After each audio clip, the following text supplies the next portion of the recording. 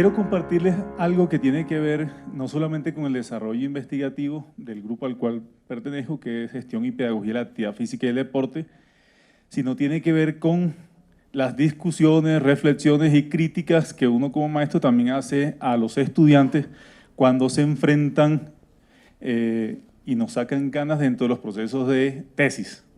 Entonces, esto tiene que ver con esa reflexión en particular. Yo quiero subirme por acá mejor y ver a los últimos. Tiene que ver con esa reflexión, es decir, que hace parte de la investigación del grupo, pero a su vez también hace parte de la investigación de los estudiantes. Convivencia como categoría vinculada al deporte social. En la pedagógica hago parte de un énfasis que se llama así, deporte social, y nuestras preocupaciones van un poco hacia ese tipo de deporte que se desarrolla por fuera de la escuela y por fuera del ámbito competitivo, aunque se comprende que el deporte social atraviesa también la escuela y atraviesa lo competitivo, ¿sí? Para que nos vayamos ubicando un poco. Una reflexión que se hizo en un momento dado del proceso del programa fue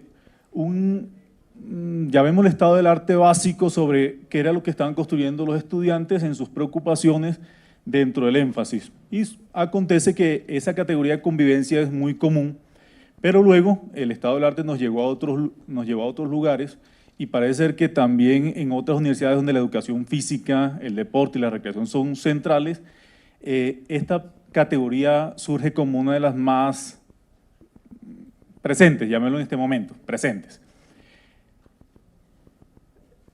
La indagación en base de datos pues, nos arroja una serie de investigaciones, es decir que no es nuevo hablar de convivencia, no es nuevo hablar de que el deporte va a formar o va a lograr contextos de convivencia, no es nuevo mirar cómo la educación física se postula para generar ambientes de convivencia, no es nuevo. Lo interesante es ver que realmente es la educación, la escuela, la que más ha desarrollado esa categoría, ¿sí? Ustedes pueden, si no me creen, hagan la indagación y se dan cuenta que el grueso de investigaciones está volcado hacia la escuela como un escenario donde la preocupación por la convivencia se da de manera permanente, pero principalmente se aborda desde una perspectiva muy psicológica, muy normativa, muy conductual. Entonces, la preocupación realmente de la escuela es cómo garantizamos un escenario donde no existan conflictos, donde el uno no le pegue al otro, donde yo no le haga daño, donde no haya confrontaciones y muy posiblemente el manual de convivencia está reforzando eso. Nótese el nombre, ¿no? Manual de convivencia. ¿Sí? Intenta reforzar cierta idea que restringe el comportamiento de quienes se relacionan en la escuela y de alguna manera se sugiere que un real ambiente de convivencia es esa idealización de la paz, ¿sí? No pasa nada, todo tranquilo, pajaritos volando en la escuela. Entonces, la verdadera convivencia. Sin embargo, habría que empezar a reconocer otros lugares de este concepto y nos damos cuenta que también en la investigación social se aborda el concepto de convivencia, pero tiene también otra condición particular, y es que se ha hecho un poco en términos, lo llaman una perspectiva negativa de la convivencia, porque realmente se ha enfocado en la categoría del conflicto, ¿sí? O de la categoría de la violencia, pero para referirse a la convivencia. Y allí se dan otros lugares menos marcados para el desarrollo de la categoría que son interesantes. Y curiosamente en algunos contextos, inclusive en Colombia, actualmente con todo esto que se está dando de, ¿cómo le llaman a eso? Eso, el proceso de paz y el posconflicto es la palabra, el posconflicto. También el deporte ha sido un tema que se ha venido mencionando como un medio para generar, promover convivencia en ciertos sectores sociales, en ciertas regiones donde anteriormente o actualmente todavía sigue siendo muy marcado el conflicto. La pregunta entonces es ¿por qué? ¿Cómo? ¿De qué manera? ¿Desde qué perspectiva? Nuestro énfasis, nuestros estudiantes se preocupan por esa categoría, porque a todo el deporte como mediación para la convivencia lean las tesis, también revisé las de ustedes anoche precisamente, y hay una serie de documentos que tienen esos títulos así muy similares todos, ¿sí? El deporte como herramienta, el arte como instrumento, tal cosa como mediación para promover la convivencia, ¿no? Así sea en la escuela o en contextos similares a la escuela. Entonces, ahí hay una preocupación en términos investigativos, digamos, que nos llevó un poco a preguntarnos qué realmente piensa un estudiante cuando habla de esa categoría. Sobre todo cuando uno ve las intervenciones y acontece que la mayoría va 8 veces a la escuela a hacer una intervención y dice que va a transformar la convivencia con 8 sesiones. O sea, va a ser un mundo mejor con 4, 5, 6 implementaciones, interviniendo un grupo de estudiantes que ni siquiera lo hace de manera directa, sino que apoyado por un maestro, ¿sí? Entonces uno dice, ¿realmente los estudiantes nuestros tienen el potencial para hacer eso? O digamos que está sobrevalorando sus posibilidades como estudiante, como futuro profesional, pero también está sobrevalorando la posibilidad que tiene el desarrollo de un documento que debe dar cuenta de una intervención, pero no una intervención inventada, sino algo justo con el proceso del mismo estudiante. O sea, que si yo digo que afecté la escuela de alguna manera, pues que sea justo con lo que realmente realizó y no otra cosa. Entonces, esas preguntas nos llevaron a esa mirada en este momento dual, podemos decir, frente a la convivencia, ¿sí? Entendía por un lado como esa paz, esa armonía que se representa como un ideal social, y no es malo eso, ¿sí? Pero también hay otra forma de convivencia que sobre todo desde las perspectivas críticas se viene señalando, y es entender que nunca vamos a lograr ese estado ideal en lo humano, y más bien hablamos de trámites, gestión de situaciones humanas, el conflicto, es decir, siempre vamos a estar en conflicto, menores o mayores, pero la convivencia realmente está en ese acto que tiene el ser humano para poder comprender el contexto en el que se encuentra y poder gestionarlo de alguna manera. Y pese a las circunstancias y a lo que acontece, no tener que eliminar al otro, desaparecer al otro, vulnerar al otro. Entonces, hay una mirada más justa desde esta perspectiva, creo yo, y por ello planteamos una idea, y ese es digamos que el texto grande del cual surge esta ponencia. Propone 3 contextos para poder problematizar la categoría de convivencia. Yo no me voy a enfocar en los 3, de pronto hablaré de uno de ellos, pero lo cierto es que un tipo de convivencia se gesta desde una mirada, a veces pareciera contradictorio, ¿no? La convivencia gestada desde una mirada totalitaria, impositiva, ¿sí? Incluso violenta, llamémoslo de esa manera. Se preguntarán cómo sería ese tipo de convivencia, ¿no? Si se gesta desde allí. Y otro tipo de convivencia que es desde la crítica, desde la convicción personal, desde la conciencia social. ¿Cuáles son los 3 contextos para poder generar esa distinción entre una cosa y la otra? En el texto inicial, que se hizo un documento para el énfasis, habla de 3 contextos particulares. El primero, años 70, 80, digamos que el surgir de algo que se llamó la limpieza social, ¿sí? Dentro de los colectivos, sobre todo las ciudades, se dio ese fenómeno. Un segundo contexto un poco más cercano a nosotros, que es el surgimiento de las convivir, que también se deriva de la palabra convivencia. Y el último contexto, desde lo que acontece en los centros penitenciarios y carcelarios, como un contexto, una micro política, una micro ciudad que se regula internamente. Entonces, en este momento, yo he sido docente también por muchos años de la educación a distancia y he estado en muchos contextos de Colombia, y precisamente voy a referirme al primer contexto sur de Bolívar, ¿sí? En ciertas épocas de este fenómeno que le llamamos en este momento las autodefensas o los paramilitares, el paramilitarismo. Y lo curioso es que en muchos de estos contextos donde más hacía presencia los grupos armados, tanto la guerrilla como las autodefensas, las sociedades, los pueblos, entre comillas, permanecían en sana convivencia. ¿Por qué? Porque el comportamiento social era regulado por un actor armado que penalizaba y que cobraba, inclusive con el exilio, pero también con la muerte, el comportamiento que consideramos no adecuado socialmente. Entonces, eran sociedades que se regulaban su comportamiento, que de alguna manera cumplían con lo que les mencioné inicialmente del manual de convivencia, ¿sí? No hay problemas, no hay conflictos, no hay peleas, no hay borrachos, no hay drogadicción, no hay todo aquello que se vuelve conflictivo para una sociedad como la nuestra. Y no la hay porque es desde ese actor armado, desde la violencia, desde el totalitarismo, donde se regulaba el comportamiento social. La pregunta sería, bueno, si desaparecen los actores armados, ¿qué va a acontecer con una sociedad que siempre ha estado afectada por este tipo de regulación externa? ¿Sí? Si ellos realmente han introyectado o han logrado comprender lo que significa realmente darle valor a la presencia del otro como un principio ético para la verdadera convivencia.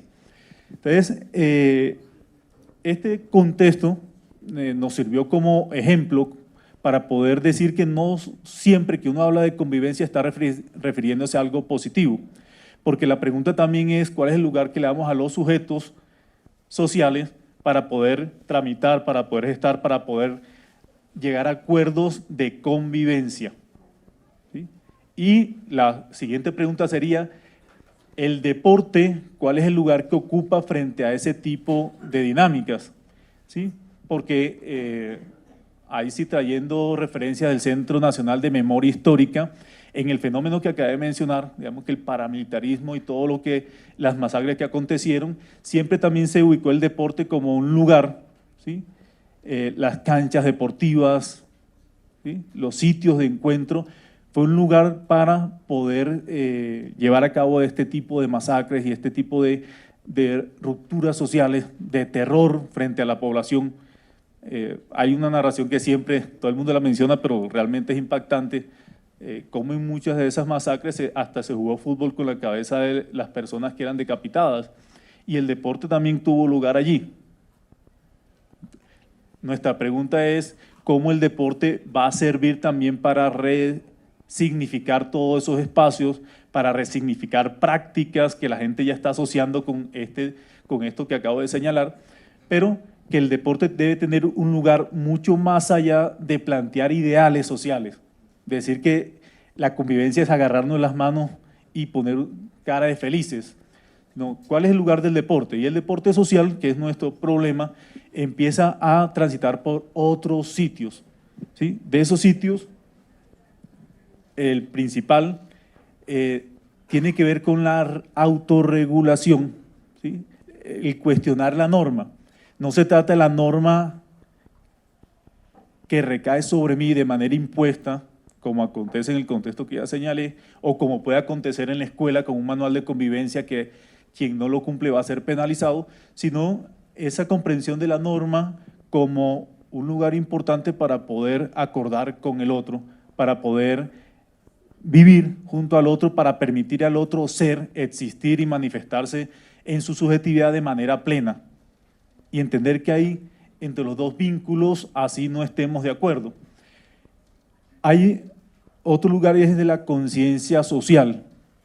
Ahí volvemos a la pedagogía crítica y es la construcción de ciudadanos políticamente formados para poder precisamente gestionar el conflicto, tramitarlo, como dicen desde algunas teorías críticas, tramitar el conflicto, pero precisamente políticamente formados porque reconocen que hay un lugar, un contexto, una historia que está requiriendo de los sujetos sociales algo importante.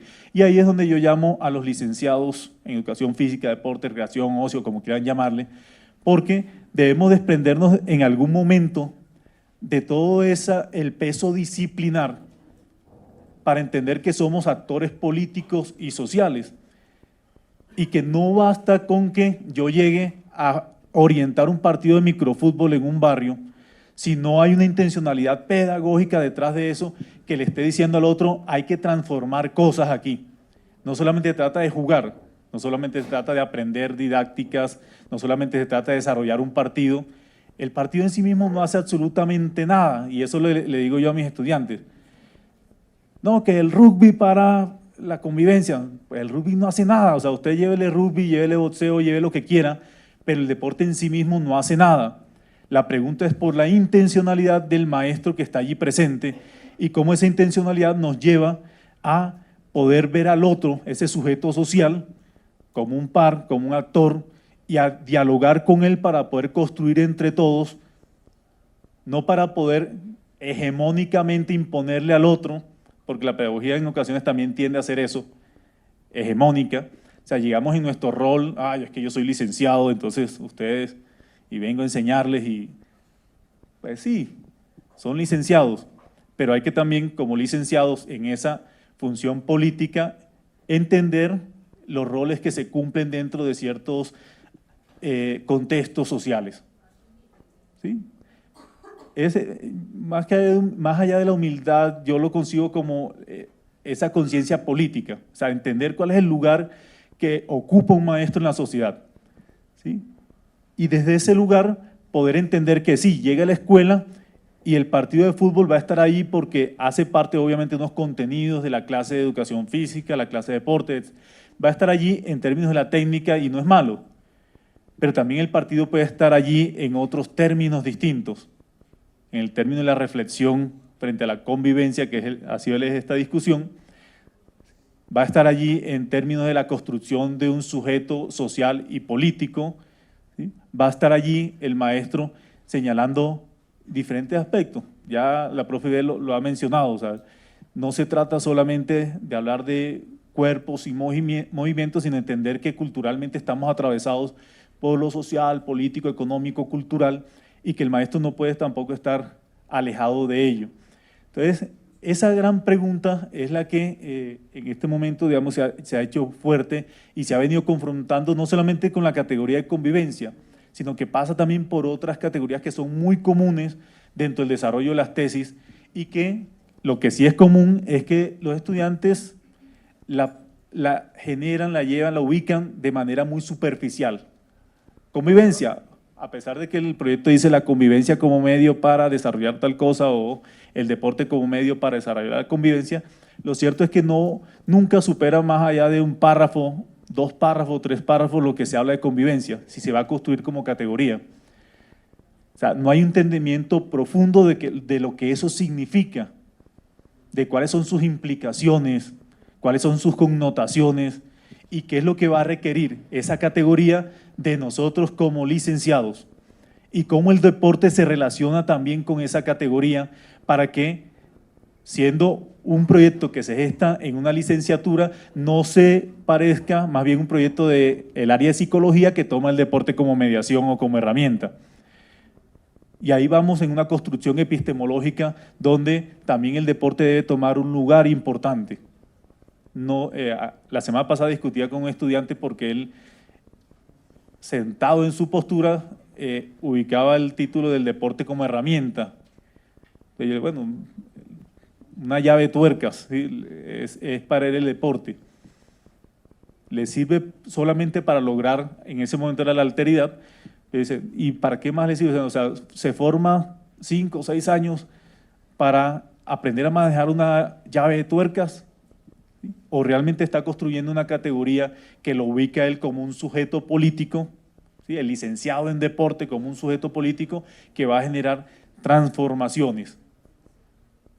Esa es la pregunta, ¿sí?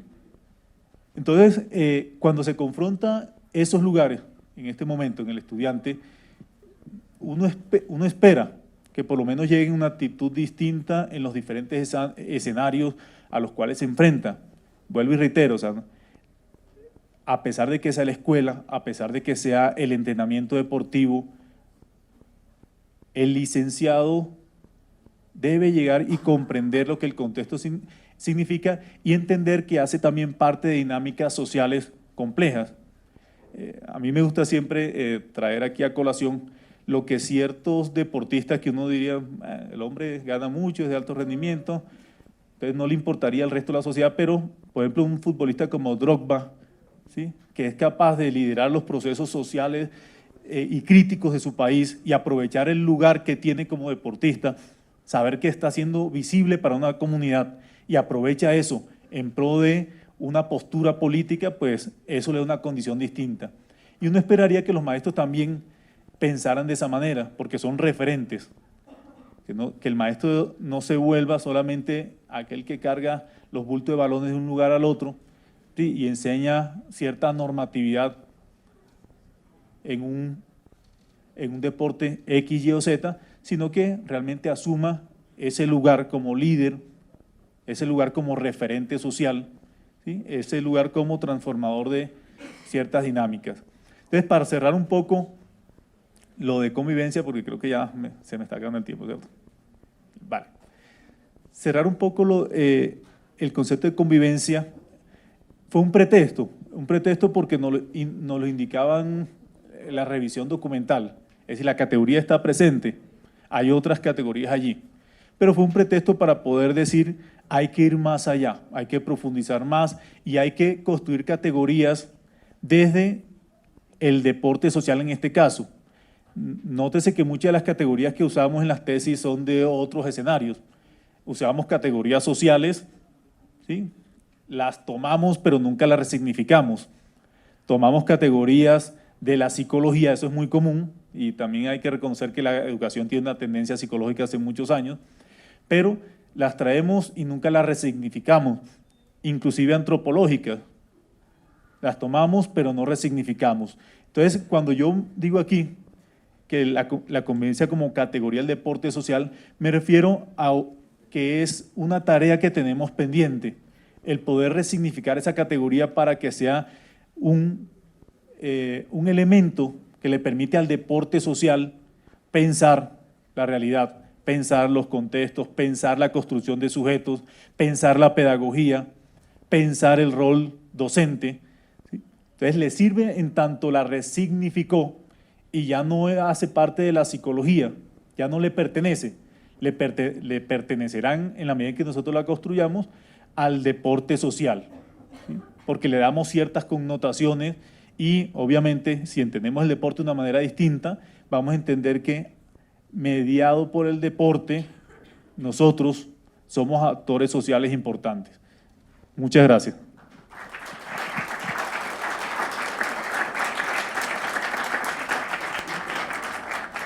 Regálame un poquito de agua. Qué triste. Profesor, ¿qué es el sujeto político y cuál es la posición política del maestro? Tú lo dijiste, pero… Sí. Vas a hacer el postdoctorado. En la segunda tesis. El sujeto político, bueno, yo lo asumo precisamente desde un autor, Alan Turing. Digamos, en algún momento me aproximé a los planteamientos de este autor. Me encarga un poquito de agua. Sí, para responder a esa pregunta. Turing me causó curiosidad que cuando se hablaba del sujeto político se refería a un ser humano, un actor, que era consciente del momento histórico que estaba viviendo y que actuaba en consecuencia. Así lo planteaba Turing en uno de sus textos. Y yo decía, bueno, eso trae cosas interesantes. O sea, ¿qué significa estar consciente del momento histórico? Cualquiera que sea el momento histórico. Este momento histórico donde confluyen, lo decía Iber, algunas generaciones, distintas generaciones, ¿sí? Estamos supuestamente viviendo una transformación donde los muchachos de hoy en día piensan radicalmente distinto, tienen otros valores, otros símbolos, pero lo cierto es que si yo hablo del maestro como un sujeto político, él está consciente de ese momento histórico, no está anclado en un pasado que quiere reproducir, todo pasado, tiempo pasado fue mejor, no. Él comprende que va a haber transformaciones y actúe en consecuencia.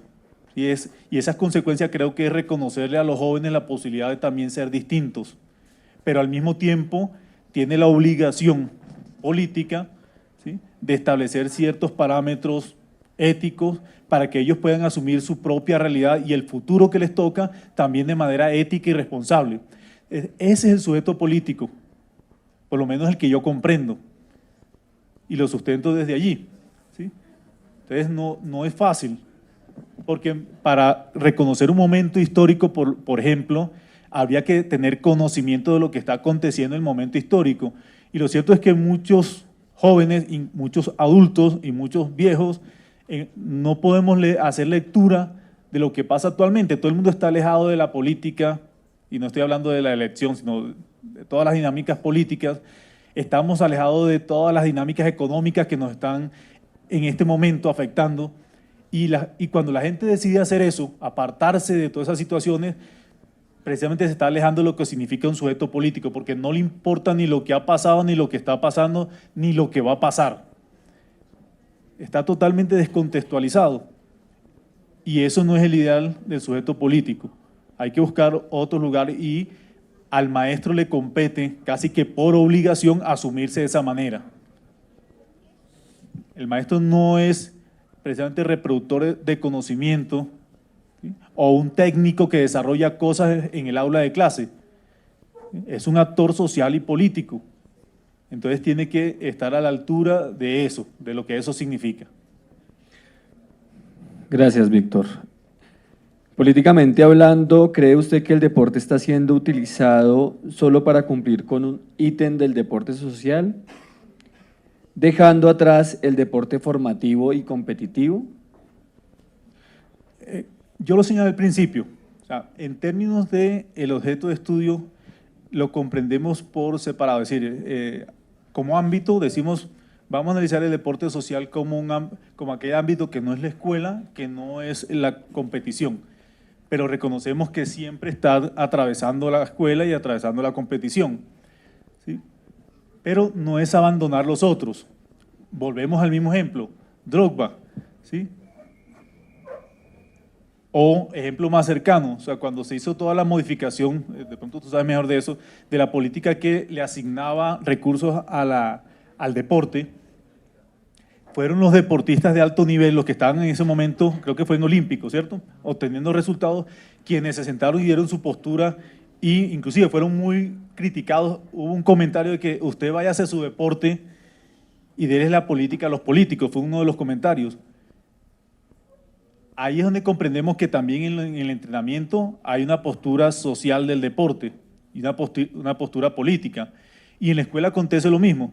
Usted puede ser licenciado de escuela donde, profe, vaya y lleve los balones, pero cuando hacen los comités donde se deciden las cosas importantes de la escuela, lo pueden relegar. O usted puede asumirse como importante y usted mismo es el que logra ubicarse en un lugar importante, tanto en el rendimiento como en la escuela, como en deporte social y en cualquier escenario que sea de decisión. Las mesas decenales, por ejemplo, ¿sí?, para la construcción de los planes decenales. Ahí deberían haber maestros, pero lo cierto es que casi ningún maestro va. Sí, ahorita que está en modificación también la ley 181, o salió la ley del entrenador, digamos que esos son los lugares. Y no podemos pretender que estén sesgados por ámbitos que yo sí estoy en la escuela, entonces no me compete porque la escuela no tiene deporte social. No, sí lo tiene. Igual acontece con los otros contextos. Solo faltaría otro ámbito que sería el de la construcción de los planes de desarrollo municipales que se dan en este momento cuando se eligen nuevos alcaldes, que creo que también es un escenario muy importante para los profesores de educación física, recreación y deporte. Nosotros hemos estado, digamos, con el grupo de investigación en diferentes contextos municipales y allí, lo curioso, en esos procesos participa el que llaman el líder comunitario, ¿sí? Es el líder comunitario que se encarga del deporte, que por lo general nunca es licenciado en deporte, pero los maestros están allá, en la escuela, resguardados, sí, con muy poca o nula interacción con esos entes de decisión. Y el líder del deporte él va pero pendiente a que le asignen un pequeño presupuesto para hacer el torneo de final del año. ¿Sí? Y es la realidad. O sea, les puedo decir varios sitios y vayan a abrir y es así. Por ejemplo. Ese es el...